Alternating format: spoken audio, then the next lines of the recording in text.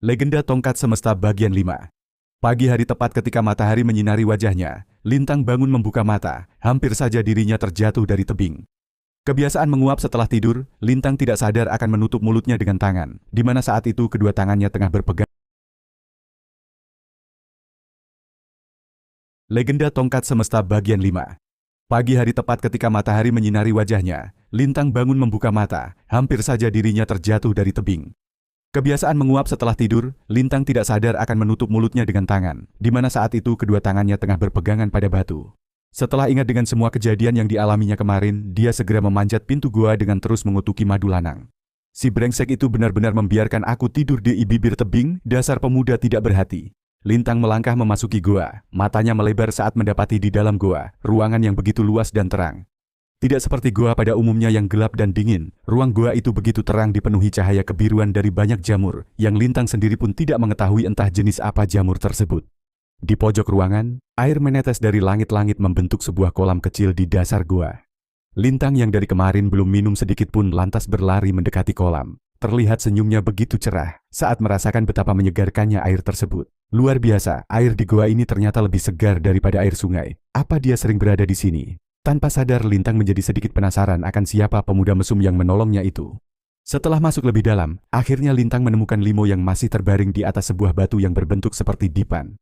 Dia berlari mendekati Limo dan segera membangunkannya. "Oi Limo, bangun, apa kau masih sakit?"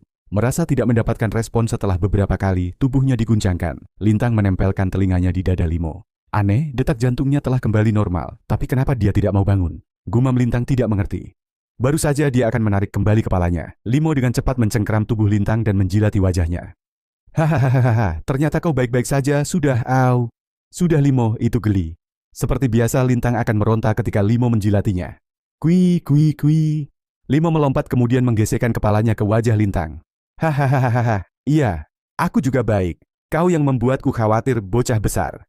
Lintang tertawa senang seraya mengelus kepala sahabatnya. Di mana pemuda itu?" Dia baru sadar bahwa Madu Lanang sudah tidak lagi berada di sana. Pemuda mesum yang aneh, dia menolong kita dan pergi begitu saja. Lintang masih saja mengumpati Madu Lanang sebelum akhirnya mereka memutuskan untuk kembali ke perguruan. All Zero. Pagi hari di luar gerbang perguruan Awan Selatan, seorang gadis berparas cantik dengan rambut berwarna coklat kemerahan tengah menghajar 6 orang pemuda yang tidak lain adalah Bangga Sora dan teman-temannya. Gadis itu adalah Masayu Sri Kemuning, putri tunggal dari sesepuh perguruan, Ki Ageng Jagat yang dikenal dunia persilatan sebagai malaikat pedang. Tidak ada seorang pun yang berani berurusan dengan Masayu. Selain statusnya sebagai putri sesepuh, kanuragan yang dimilikinya juga begitu tinggi. Dia merupakan satu dari 6 murid inti yang menyandang julukan sebagai Mutiara Awan Selatan. Murid terbaik di antara semua murid, dialah murid paling berbakat di perguruan itu, rival kuat yang tidak pernah terkalahkan bagi Madu Lanang. Masayu adalah gadis cantik yang ceria, sedikit centil dan berlaku baik pada semua murid. Selain murid paling berbakat, dia juga sangat terkenal karena keindahan parasnya. Tidak seperti biasanya, pagi itu Masayu begitu marah pada Bangga Sora dan kelima temannya. "Cepat katakan, di mana keberadaan Lintang?" Bangga Sora hanya dapat meronta saat lehernya dicekik oleh putri sesepuh tersebut. Sementara Sila, Asmaji, Tanwira, Suwarna, dan Misantanu sudah babak belur terbaring tidak berdaya. Sekuat apapun mereka berusaha melawan, tetap saja tidak dapat menandingi kanuragan Masayu yang sudah mencapai pendekar awal tanding tahap menengah. Bangga Sora terus mengelak bahwa mereka tidak mengetahui keberadaan si sampah itu. "Bebe benar Nyimas, aku susu-susu ungguh tidak tahu." Bangga Sora menjawab dengan terbata. Tubuhnya bergetar tidak kuat menahan tekanan tenaga dalam dari Masayu. Dia tidak berani berterus terang, karena jika gadis itu tahu Lintang hilang karena ulahnya, sudah dapat dipastikan mereka akan dihukum berat oleh para tetua perguruan. Kesal tidak mendapatkan jawaban yang diinginkan, Masayu langsung menampar Bangga Sora hingga membuatnya terkapar tidak sadarkan diri. Gadis itu kemudian berlalu meninggalkan mereka berjalan menuju hutan terlarang. "Dasar bodoh, kau selalu saja membuatku khawatir." Gumam Masayu yang terlihat gelisah. Dia melompat dari pohon ke pohon lain dengan ilmu meringankan tubuh. Sepanjang jalan Masayu terus mengumpati Lintang yang kini entah di mana rimbanya. Satu hari sebelumnya, gadis itu terkejut ketika mendapati semua murid di perguruan ribut karena tidak ada yang memasak. Lintang merupakan juru masak satu-satunya bagi para murid, berbeda dengan para tetua. Mereka mempunyai juru masaknya sendiri. Setiap hari Lintang biasa memasak untuk 6.000 murid di perguruan. Setelah memasak, kebiasaannya adalah berburu rusa sebagai makanan favoritnya.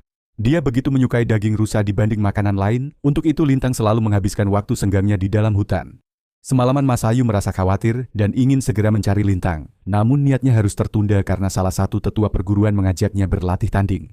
Baru setelah pagi, dirinya bisa keluar. Masayu mencari dan menanyakan Lintang di berbagai tempat, namun tetap tidak ditemukan. Hatinya semakin gelisah ketika mendapati rombongan Banggasora, baru saja keluar dari arah hutan tempat Lintang biasa berburu. Mereka tengah berjalan menuju pintu gerbang perguruan. Masayu tahu kelompok murid berandalan tersebut sangat tidak menyukai keberadaan Lintang. Tanpa pikir panjang, gadis itu langsung menyerang ke 6 murid dalam tersebut dengan membabi buta seraya menanyakan keberadaan Lintang. Pertarungan berat sebelah pun terjadi, di mana kelompok Banggasora menang dalam jumlah. Namun di hadapan Masayu, mereka tidak lebih seperti lalat kecil yang lemah. Tidak butuh waktu lama kelompok Banggasora pun tumbang tidak sadarkan diri. Bodoh, bodoh, bodoh. Kenapa dia selalu saja menolak untuk tinggal di kediaman Bopo? Jika saja dia mau, para murid kurang ajar itu tidak akan lagi berani mengganggunya. Masayu tidak berhenti mengumpati Lintang. Gadis itu terus masuk ke dalam hutan, menuju hutan larangan yang sangat berbahaya. Tetapi langkahnya terhenti saat melihat sekelebat bayangan yang melesat cepat menuju perguruan. Merasa curiga, Masayu segera berbelok arah mengejar bayangan tersebut. Dirinya mengerutkan kening ketika mendapati bayangan itu masuk ke dalam perguruan dengan melompati dinding benteng yang begitu tinggi. Tidak mungkin, apakah itu mata-mata dari perguruan lain? Ucapnya heran. Tidak ada satupun murid yang mampu melakukan hal itu di mana benteng perguruan awan selatan dirancang sangat tinggi sebagai lokasi yang tidak boleh dimasuki sembarang orang. Dirinya harus segera melaporkan hal tersebut kepada para tetua sehingga pencarian Lintang dengan berat hati Masayu tunda karena ada yang lebih penting. Akan sangat berbahaya jika penyusup itu memiliki niat jahat. Masayu mempercepat laju larinya menuju pintu gerbang. Cepat buka gerbang, pintanya pada para murid penjaga.